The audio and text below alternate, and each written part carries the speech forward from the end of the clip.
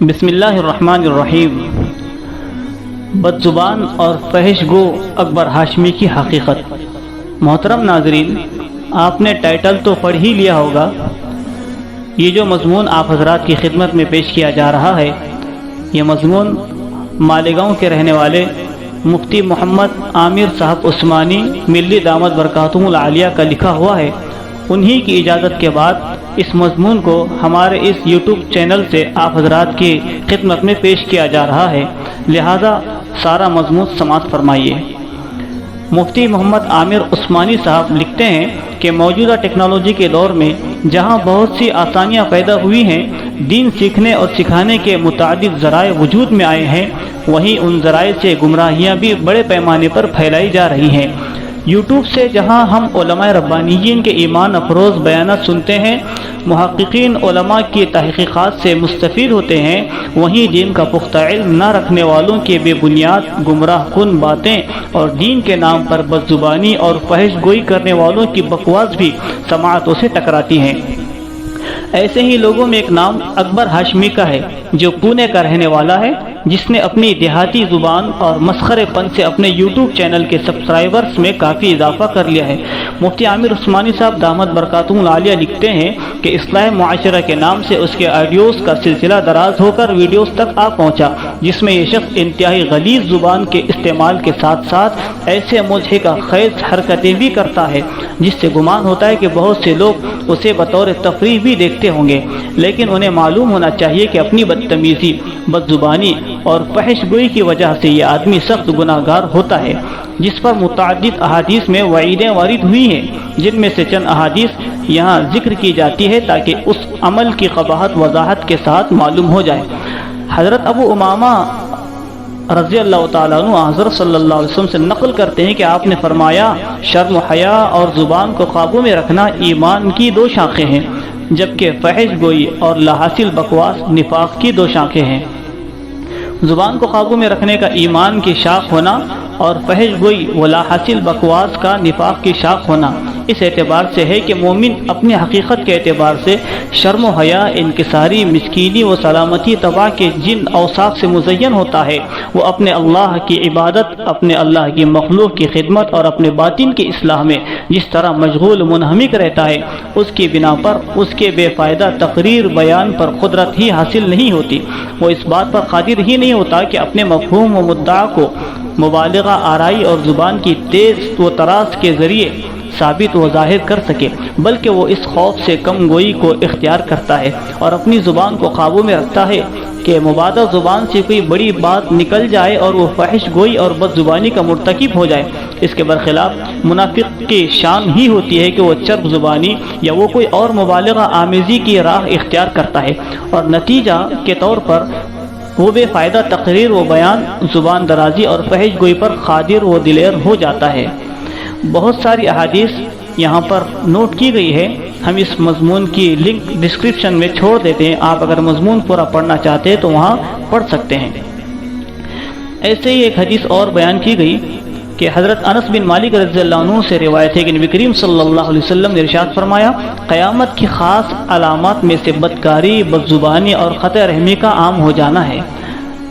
آخر کی حدیث شریف سے یہ بھی معلوم ہو گیا کہ قیامت کے قریب بدزبانی و بد کلامی اور بے حیائی کی کثرت ہوگی،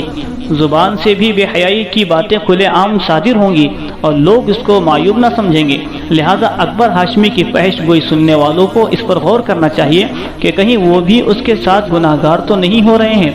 یہ آدمی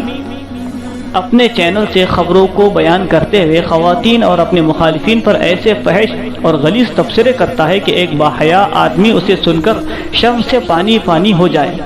مفتی عامر صاحب دامت برکاتہم العالیہ لکھتے ہیں کہ اس کے گھر کے افراد، بالخصوص اس کی ماں، بہن، بیٹیاں اگر اسے سن لیں تو ان کا کیا رد عمل ہوگا، یہ سوچ کر ہمیں شرم محسوس ہوتی ہے، لیکن اسے نہیں ہوتی۔ یہی وجہ ہے کہ وہ اس سے باز نہیں آتا، بلکہ دن بدن اس کی فحش گوئی بڑھتی جا رہی ہے۔ چند دن پہلے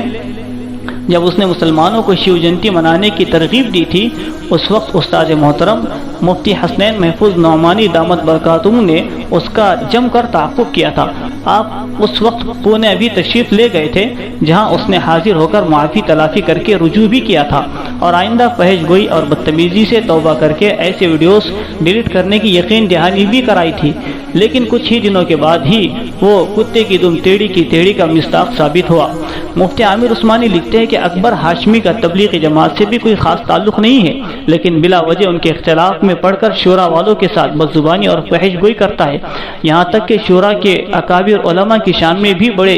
سخت گستاخیاں کرتا ہے۔ ان کے علاوہ بھی متعدد اکابر علماء کرام بالخصوص شیخ الاسلام مفتی تقی عثمانی، مولانا ارشد مدنی دامت برکاتہم وغیرہ کی بھی اس نے توہین کی، لہذا اس کے حامی امارات والوں کو بھی اچھی طرح سمجھ لینا چاہیے کہ یہ آپ کا بھی خیر خواہ بالکل نہیں ہے، کیونکہ اس کا اختلاف کرنے کا جو طریقہ ہے وہ بالکل بھی اسلامی نہیں ہے، اور جو شخص آپ کے نام نہاد حمایت میں غیر شرعی طریقہ اختیار کرے وہ آپ کا خیر خواہ ہو ہی نہیں سکتا۔ مفتی صاحب مزید لکھتے ہیں کہ یہ تھرڈ پارٹی کا آدمی ہے جو دونوں دھڑوں کو آپس میں لڑانا چاہتا ہے اور مزید دوریاں پیدا کرنا چاہتا ہے، لہذا ایسے شخص سے مکمل طور پر دور رہیں۔ یہیں پر بس نہیں ہے بلکہ یہ آدمی فلسطینیوں پر بھی منفی تبصرے کرتا ہے، انہیں قصوروار ٹھہراتا ہے اور بے گناہ مسلم نوجوانوں کی بے جا گرفتاریوں پر بھی ایسے تبصرے کرتا ہے جیسے واقعتاً گناہ گار ہو۔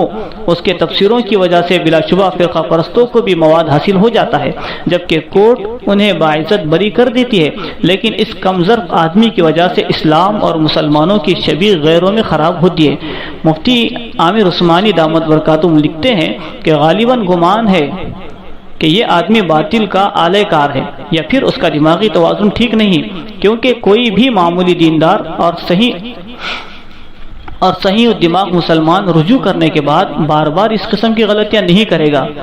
مزید یہ لکھتے ہیں کہ یہ شخص بہت بڑا ابن الوقت ہے جو چڑھتے سورج کی پوجا کرتا ہے اور مسلم بلکہ اسلام دشمن حکومتوں کی ہاں میں ہاں ملاتا ہے۔ ابھی مدارس کے سروے کے نام پر جو ناپاک سرگرمیاں یوپی حکومت کی طرف سے شروع کی جا رہی ہیں، یہ شخص اس کی حمایت کر رہا ہے، جبکہ ہندوستان کے اکابر علماء کرام اس کی سخت مخالفت کر رہے ہیں۔ اس کی اس طرح کی حرکتوں کو دیکھ کر انگریزوں کے پروردہ مرزا قادیانی جیسوں کی یاد تازہ ہو جاتی ہے، جو انگریزوں کے خلاف لڑائی کو ناجائز کہتے تھے۔ پونے کے مشہور ادارے مدرسہ بیت العلوم سے فراغت کی وجہ سے بھی شروع میں عوام نے اس پر اعتبار کر لیا، لیکن اس کی مسلسل فحش گوئی اور بے بنیاد باتیں ادارے کی نیک نامی پر سوالیہ نشان لگا رہی ہیں۔ لہذا ایسے حالات میں ضروری ہے کہ ادارے کے ذمہ داران بالخصوص مفتی شاکر صاحب اور پونا شہر کے دیگر اکابر علماء کرام، مفتی شاہد صاحب، مفتی عبدالعلیم صاحب، مفتی الیاس صاحب، مفتی رئیس صاحب، مفتی عبداللہ صاحب، مولانا منیر صاحب، قاری ادریس صاحب وغیرہ حضرات سے مخلصانہ درخواست ہے کہ آپ اس پر کوئی سخت کارروائی کریں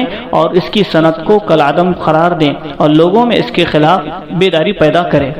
گزشتہ سال اس نے سوشل میڈیا پر مشہور جدید عالم دین مفتی زبیر صاحب ندوی دامت فیوزم کے آن لائن افتاء کورس میں داخلہ لیا تھا اور سند بھی حاصل کر لی تھی، لیکن اس کے خلاف شرع حرکتوں کی وجہ سے مفتی زبیر صاحب نے اس کی صنعت کو کالعدم قرار دے دیا ہے۔ میری براہ راست یعنی مفتی عامر عثمانی لکھتے ہیں کہ میری براہ راست فون پر مفتی زبیر صاحب سے بات ہوئی ہے، انہوں نے اس بات کی تصدیق کی ہے، لہذا اس کا اپنے آپ کو مفتی کہنا بھی جائز نہیں ہے اور نہ دوسروں کو اس سے دینی مسائل دریافت کرنا چاہیے، کیونکہ اس کی علمی قابلیت کچھ بھی نہیں ہے۔ معترضین کو قرآن و حدیث سے دلیل دینے کے بجائے ان کے ساتھ بدتمیزی اور بدزبانی کرنا اس کی پہچان ہے، لہذا ایسے آدمی کے چینل کو فوراً انسبسکرائب کرے۔ مزید مفتی صاحب لکھتے ہیں کہ رپورٹ کریں اور اس کی فحش گوئی سننے سے مکمل طور پر اجتناب کریں، ورنہ اس کو سننے اور تقویت پہنچانے کی وجہ سے آپ بھی گناہ گار ہوں گے۔ اللہ تعالی ہم سب کے ظاہر و باطن ہر فتنے سے حفاظت فرمائے اور فتنوں کی سرکوبی کے لیے قدر استطاعت کام کرنے کی توفیق عطا فرمائے، آمین یا رب العالمین۔ محترم ناظرین، آپ کی اس مضمون کے بارے میں کیا رائے ہے کمنٹ میں ضرور بتلائیے۔